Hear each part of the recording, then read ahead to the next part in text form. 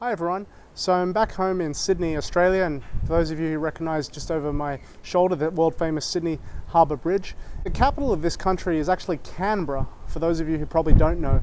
And recently in Canberra, a company called Wing, which is a subsidiary of Alphabet, some of you might think of Google when you think of Alphabet, did a trial for drone delivery, which was kind of revolutionary for one of the first cities in the world to do that at scale.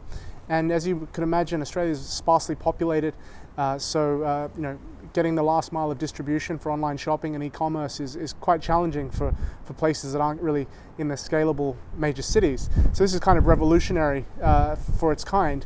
And the average delivery by drone lasted 7 minutes and 36 seconds, average 22 deliveries per day, fully autonomous via GPS, and could autonomous drone delivery be coming to e-commerce delivery near you? So that's another episode of Be the Change in 60 Seconds. Where will I see you next week?